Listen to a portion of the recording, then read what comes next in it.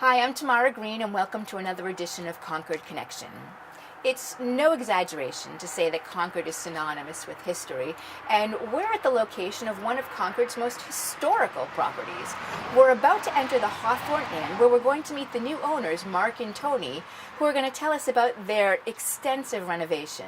I'm really excited to see what they've done with the property, so come on, let's go. Let's start a little bit about the two of you. You obviously didn't grow up in Concord, either one of you. You could tell from the accent. I'm originally from the UK, from Wales actually, Cardiff. My hometown was Cardiff. And I'm from Spain, from Madrid. And I was relocated to Madrid from the UK back in 1997.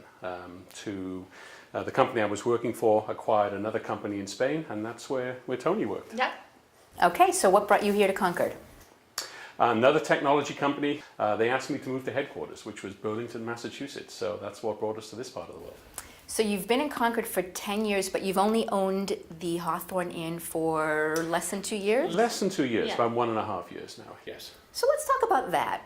What prompted the two of you to purchase an inn? We thought of doing something like this back in Spain. Yeah, and we parked that. I was, I focused on the corporate world, and as I say, 20 years later, we find ourselves in Concord, Massachusetts, where we've settled. We love the town. We have a son in high school here, so obviously not going anywhere. But this property came on the market, and the time was kind of perfect to do something new and something different. And I'd driven past here every morning on my way to work. It's the uniqueness of the property, of the location, being on Lexington Road, being on the Historic Mile, being on the Battle Road, that I just kind of thought we could create what we wanted to do back in Spain, but do that here with a New England feel. What did your friends and family say when you told them you were thinking of giving up your tech job and starting an inn? They said, what?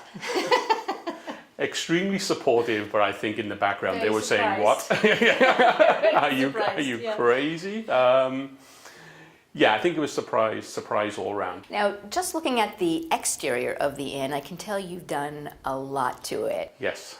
Can you tell us a little bit about what you've done? So maybe a little bit of the history of the property. It was owned by Ralph Waldo Emerson, later acquired by Bronson Alcott, or the Alcott family, and then the Alcott family ultimately sold the property to Nathaniel Hawthorne. And actually the land itself was surveyed by Henry David Thoreau back in 1860. So it's touched all of those famous people.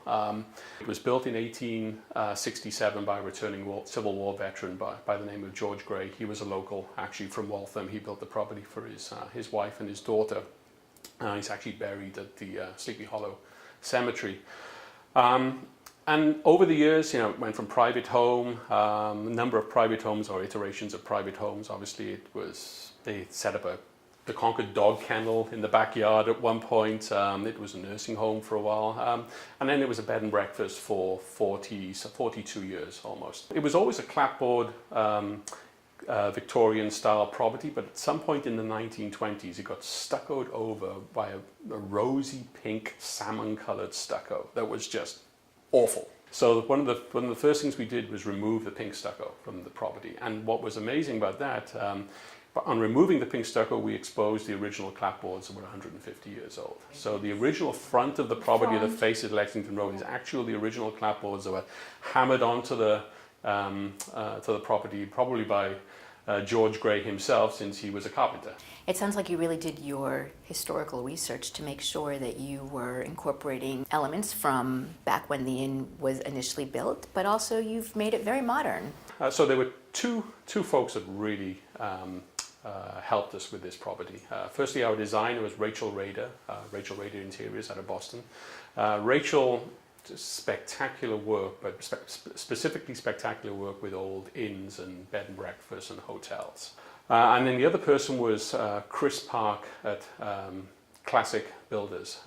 The reconstruction part to the west side of the property was actually fairly extensive. We tore down all the additions that were added in the 1920s and then later in the 1980s, lots of flat roof structures. We took those down and we rebuilt that part of the property, mirroring the original design, the original gables that were on George Gray's original building. I have to ask you about this chandelier. It is spectacular. Well, the designer presented her vision for all the spaces. It was actually this same chandelier, but it was with white glass. And we did like it. But then she said, oh, hang on a minute, they also make it blue. And then showed us a picture of it, and I think it looks fantastic. It's perfect, the first thing that you see. Yeah. It's really inviting. And that was the intention, because this is an entirely new space, actually. There was the original, old out-of-code staircase right here, which unfortunately we had to remove, very narrow, very steep. But I think it allowed us to create a far more welcoming space for the property. I am sure our viewers are dying to get an inside look at everything that you've done. Let's do So let's go. So where are we right now? So right now we are in our lounge. This was actually, prior to the renovations, this was the guest dining room. So I mentioned that we added some space. We'd like to give our guests a little bit more comfort, and this being kind of one of the two larger reception rooms, or the larger of the two reception rooms, we thought this would kind of work well as a lounge area. It's off the hallway. You can walk straight in here on entrance. It's got the fireplace, obviously, importantly, and this has kind of become our focal room for the inn.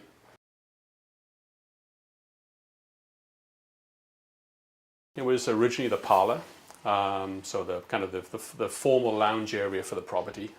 We really tried to retain as much of the original detail as before. Obviously, the fireplace is original.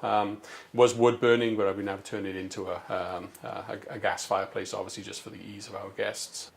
We added the bookshelves. It's kind of where we like to call this our library. So it's where folks can sit and relax in the winter months, sit here, read a book, read the newspaper, have a glass of wine, have a tea, coffee, whatever works. So tomorrow, this is the breakfast room. And is this a traditional bed and breakfast in that you do all of the cooking? Yes, we do. We do most of the food. We make homemade granolas, we do baked goods, we make bread every morning, so yeah, we do most of the stuff. How many bedrooms are there here? We have 7 guest rooms. So you potentially could be cooking for up to, 14 people? I think maximum occupancy is 16 people, 16. and we've been full many times. Yeah. Actually, it's why we added this new space, this additional space. The old dining room couldn't seat 14 people in one sitting.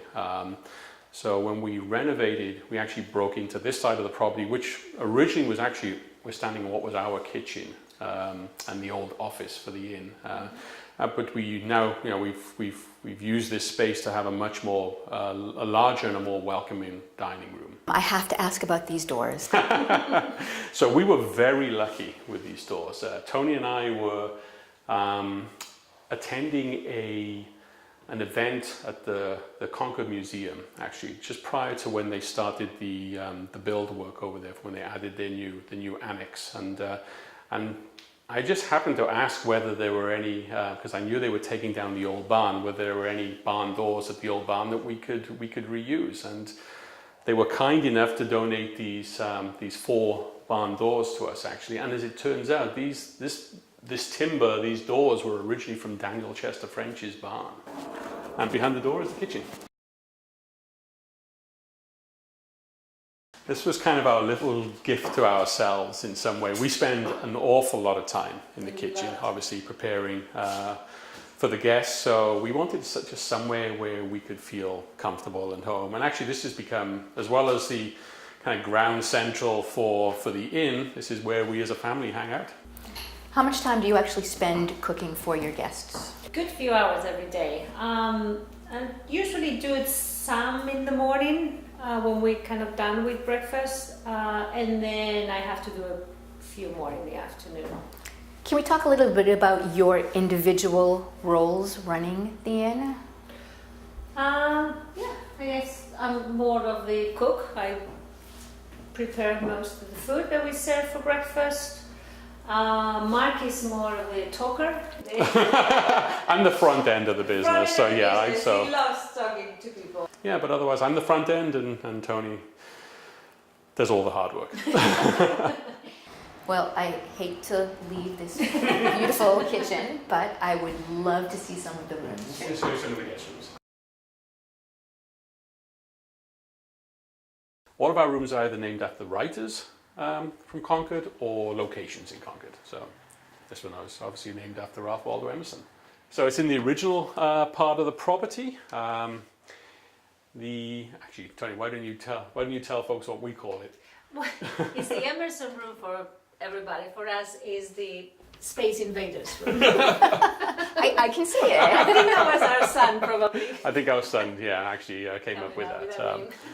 So this is actually a really good example of how we've retained some of the original antique architectural features, but added obviously some more contemporary pieces to the property as well. So the original this fireplace here was carved by the original owner of the inn.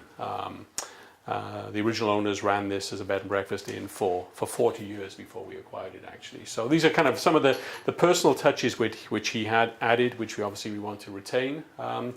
Every room has an antique bed or an antique desk, and in this case, this is not an antique bed, but we do have the antique desk.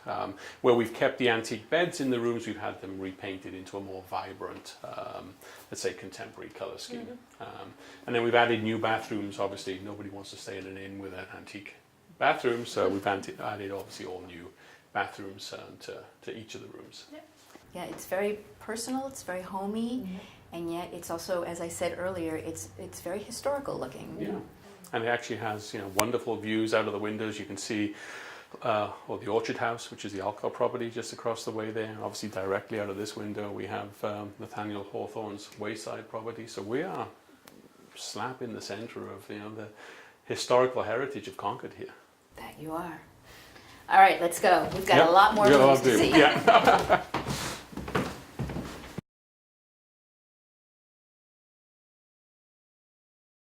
So one of the things we did, we created new rooms or renovating some rooms, and we created larger rooms so we can actually have now king-sized beds, because before all the rooms had queen-sized beds. So this is one of the larger rooms. Actually, this room is both a king, but it's convertible to twins as well. So some of our guests had mentioned that they're folks traveling together, not wishing to share a bed. So this one is convertible to a twin. So it's also our ADA compliant room as well. So one of the major changes we made was adding the ramp. So obviously this is accessible from the first floor. When someone books a room, if they're a new customer, how do you determine which room to put them in? They choose. Each of on our website, all of the rooms have photographs, short descriptions. So the majority of our guests will book online, and they'll just choose the room depending on kind of which side of the building they want to be on, whether they want a king or a queen bed, whether they want sofa space. So yeah, we leave that to the guests in the majority of cases. Did you name the rooms, or were these the original names? They were the original names. We kept the original names. As I mentioned, they're either places in Concord or authors, and this is Sleepy Hollow. What I love is some of the unusual aspects. For example, the drapes. I don't think people would necessarily use that material. It's lovely. Yeah, this is kind of our design input was nature and literature, and this is kind of obviously a little nod to nature right here. You can see actually all of our rooms have these wonderful pieces of book art right here, which our designer found. She takes books and she folds them like this, and these have become kind of one of the centerpieces for the rooms as well. Everybody comments on these little pieces of art. They've been in the rooms that we've seen so far. Are they in every single room? These are in every single bedroom, yeah. So typically every bedroom will have our little pieces of book art here, and also the contemporary pictures of the lake scene, which I like to say is Walden Pond, but it's not actually Walden Pond. But it looks. Secret. Yeah.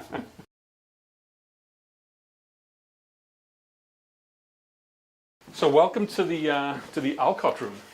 The Alcott room, and is it named because I can see the orchard house right You there? can see the orchard house, and it's exactly why it's named the Alcott room. Yes, actually, the orchard house out of this window, and again the wayside out of the north-facing window.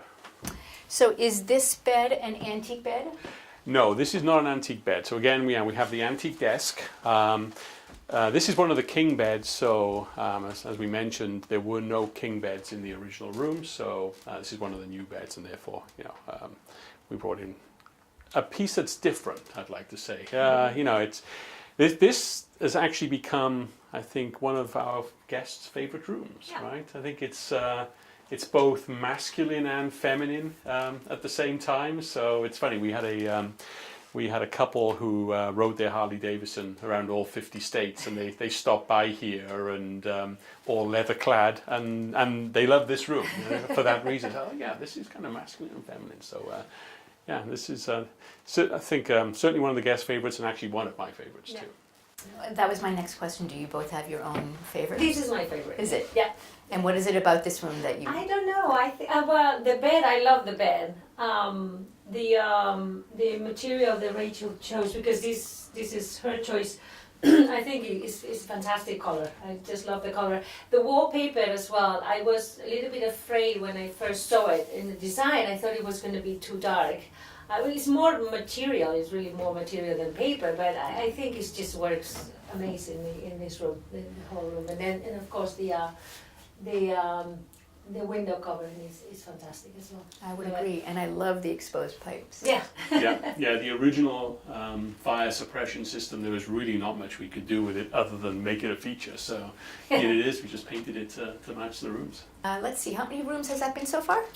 So I think we've seen 3 rooms so far. Excellent. Yeah. Let's go to the All right. next one.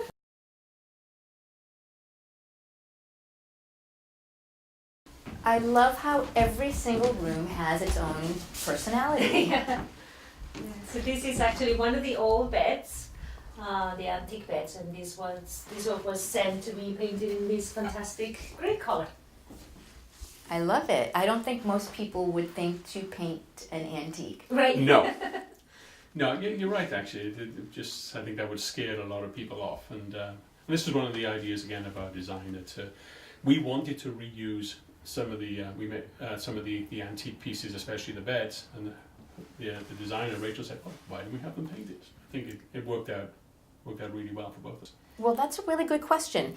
Besides some of the antique beds, did you buy all new furniture other than that? We actually took a lot of furniture out. There were many more pieces which we've kept, and we'll have them refurbished over the years and over the near future, and use them in other parts of the property. But yes, otherwise we've bought, other than the beds and the desks, we've bought new pieces. But we've kind of tried to keep it, as minimalist as possible, so that there's space for folks to move around. I love this space. I love the colors. Again, so this was where our contractor, actually Chris, came up with the colors for the radiators right here. So the old 4 steam radiators, which we've reused in all of the rooms, even which rooms that didn't have the old radiators or where they were removed in the past. I actually found an old a company in downtown in Boston, actually, that renovates old radiators, and we brought a few extra pieces in. But Chris actually came up with the idea of painting them this funky gold color in some of the rooms, and I think it really does work. It really does. Now, that could not have been a very easy feat to get the radiators in here, especially upstairs as well. No, those things, they weigh a ton. They really do. There was actually one of the rooms we had to remove a radiator just because it was too big for the room. It was throwing out too much heat, and even there were probably 2 plumbers couldn't move it. We actually had to break it up in the room to get it out, which was a shame because it was a beautiful old radiator, but they just can't be moved. They are cast iron. They weigh a ton. Well, again, it's a wonderful mix of the old meeting the new. Yeah. It's wonderful. All right, well, I can't imagine any rooms could get funkier than this, but... Oh, we'll try. We'll try. Let's go and look at Concord room. Yep.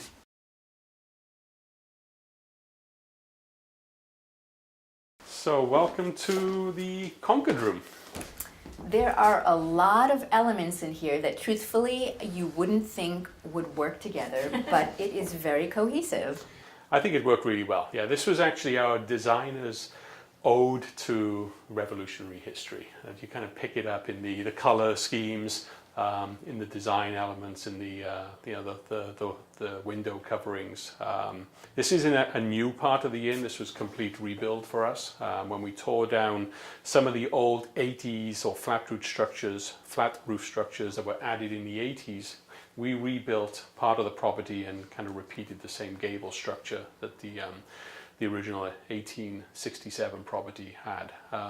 So this created a completely new room for us, and this is one of these, one of those rooms. If you hadn't said that, I wouldn't have known. We copied the fireplace design from the other fireplaces in the inn. Obviously, a gas insert again for the comfort of the guests, but it's nice because it's created a much bigger room. It's quieter. It's on the west side of the property. Actually overlooks the guest patio, but you can still see the orchard house, the Louisa May Alcott property in the distance. So I'm just looking over your shoulder and I see these very unusual nutcrackers. these are gifts from our first guests when we bought the inn in 2016. We had a wonderful couple, family actually, who stayed with us from California, and they bought us these little nutcrackers. We have the red coat who's in the other alcove, and obviously this is the Minuteman right here. And the same guests have been back and visited us another 3 times since, so they've become regulars.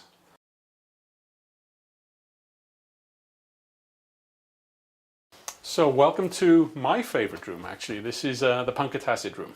What is it about this room that makes it your favorite? That's a good question. I don't know. I think it's the wall covering. A little bit of Aztec feel to it, or I'm sure that's not what it is, but it's the wall coverings. Again, an antique bed that's been taken away and repainted in a funky color. The old desk. The radio. See, all of the kind of the design aspects come together in this room. It's one of our smaller rooms. It's actually this room is actually taken by one of our regular guests who comes pretty much every other week. It's just my favorite room. That's amazing. Every other week. So that is a very strong testament to the two of you and the job you've done, considering that most new businesses fail within a first year, and this wasn't a new business, but it was a completely new industry for the two of you. I think that's a wonderful accomplishment. Thank you. Thank you. Yeah. I guess we click with our guests, and as you say, we have a number of repeat guests already actually. So we're very, very, very happy with that. And it also, I think, must speak to the strong teamwork that the two of you have. Most of the time. We have a good team. No, we're a very, very good team. Very good team. Yeah. That was actually that was new for us because I've always traveled. I've gone away on a Sunday or a Monday and not come home until Thursday. So this or even a Friday, or been away for 10 days at a time, even if I've traveled to Asia. This working together this close was new for Tony and I, and it's worked very well. Does your repeat customer always stay in this room? If it's available, yeah. I mean, sometimes someone may have booked it online, in which case he'll take the Alcott room, actually. But and has he expressed to you what it is about this room that makes it his favorite? This particular one, I think he said that he reminds him home. That's true. He feels like home in Yes. this one. I think maybe it's something to do with some of the colors or the wallpaper or something. But Yeah. And I have to ask about the lamps that you have. Every single room has had the most unique lamps. I know. It's incredible, aren't they? Truly. Yeah. Again, this was Rachel and her spectacular design work. Coming up with just the right pieces for these rooms, and these lamps work so well with these side tables. So do we have another room to see? We have another room, the 7th room, which is the Walden room, but unfortunately we have a guest staying there this evening, so we can't show you. So next time. That's fine. So can we go back downstairs? Yes. Yep. Why don't we go downstairs and we should show you the coffee nook maybe.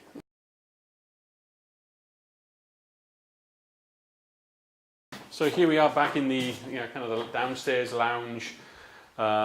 area, this was a new space that we actually created when we did the renovation, and the idea was again to make the whole area more inviting to the guests. So we have this we call this our coffee nook.